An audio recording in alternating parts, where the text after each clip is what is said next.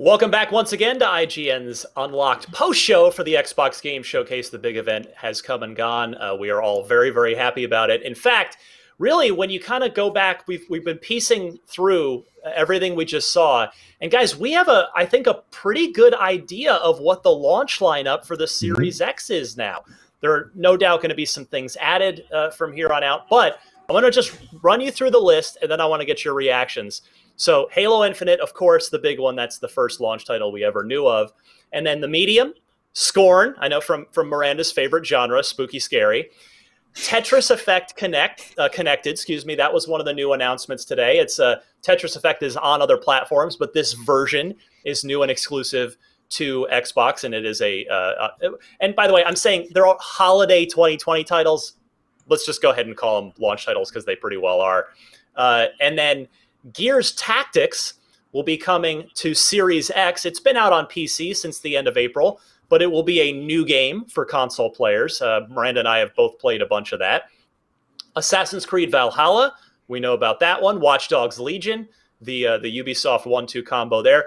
Dirt 5, because as Paris was mentioning, no Forza Motorsport at launch. They are early on in development. And so Dirt 5 will be your hopefully super pretty racing game. We know that one's supporting 120 frames per second. And then on the sports front, you've got next-gen versions of NBA 2K21 and Madden NFL 21.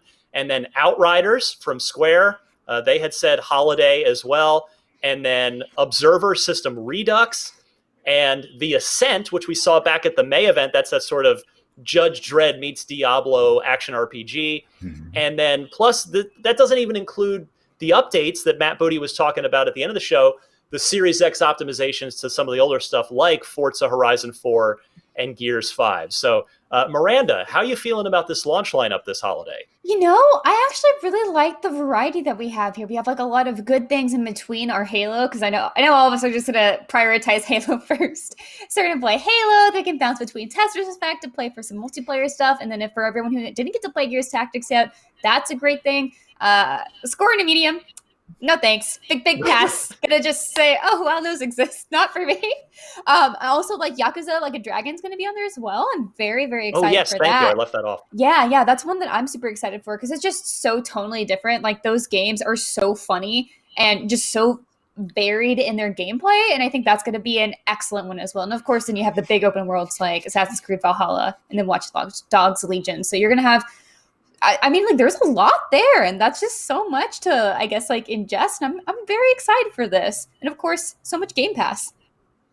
Yeah, and Phil Spencer did an interview on our show on Podcast Unlocked pretty early on in the pandemic, the work from home, and he kind of alluded to that to the launch lineup in the interview when I was asking him about, well, how many first party games are you going to have, and he really kind of saying without saying implied there wouldn't be many because they want to have more of a steady flow of those first party games since all those go into Game Pass. And that's reflected here. This is, it's mostly third party stuff with Halo as your heavy hitter.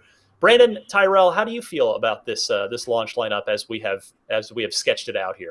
I mean, I like the point you just brought up. It's you don't want to throw everything that you have, especially if it's not ready, right? I think Paris brought up a really good point with Forza in particular, which is, leave it in the oven for as long as it takes before you pull it out. Having said that, I think the launch lineup is fairly strong. I really want to echo what Miranda said as well. The diversity on display right now is great. You've got open world RPGs, you've got shooters, you've got spoopy games, you've got Scorn, whatever that is, and Tetris. I mean, body horror. Body horror. The Giger lineup. You've literally got a game for just kind of every person, every type of person, every player. So that's great, right off the bat. But I think the one thing we didn't see outside of everything you've seen today is coming to Game Pass is the sort of elements that are going to be upgraded and evolved over time with the service. So keeping in mind, these are just the games that will be available at the launch, plus whatever else is on Game Pass as well. It's hard for me to think of a launch with more options to play in the past. So I think they're in a really, really strong spot as far as giving you reasons and offering things for you to play immediately as soon as you buy the console. Vegas odds were very high that Miranda would be the first person to have a pet interrupt the broadcast. But no, it was not Miranda's cat this time. Paris Lily, how about you? Yeah, we got a couple minutes left in this segment. How do you feel about the launch lineup here? Well, my dog is very excited about the launch lineup, clearly. But no, I think it's very solid. I think, like Miranda alluded to earlier, it's very diverse. There's something there for everyone. I did see one omission of the launch lineup that kind of surprised me. Flight Simulator. It's not there. Yeah, good point. I mean, because, we know it's coming out on a PC in August, but I just naturally assumed, kind of like Gears Tactics, they'd have it ready at the launch for the Series X. Right. But overall, it's good. Like you said, Ryan, Halo is the flagship. That's the heavy hitter.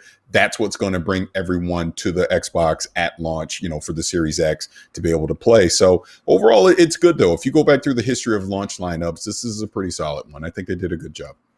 And a lot of this, everything in the stream, of course, is coming to Game Pass day one, which we're going to talk about towards the end of the show here. But even a good number of these launch titles are Game Pass. So it's like they're really driving home the value of that subscription, which is pretty impressive. I mean, I will say, as far as the older stuff, I do want to dive back into Forza Horizon 4 at 4K 60 frames, because Horizon had always been 30 on this Xbox One generation, whereas Motorsport would prioritize and go 60. But it never stopped me from enjoying Forza Horizon. But my goodness, I cannot wait to see that thing running on that 4K TV behind me at 60 frames. So that's going to be super cool.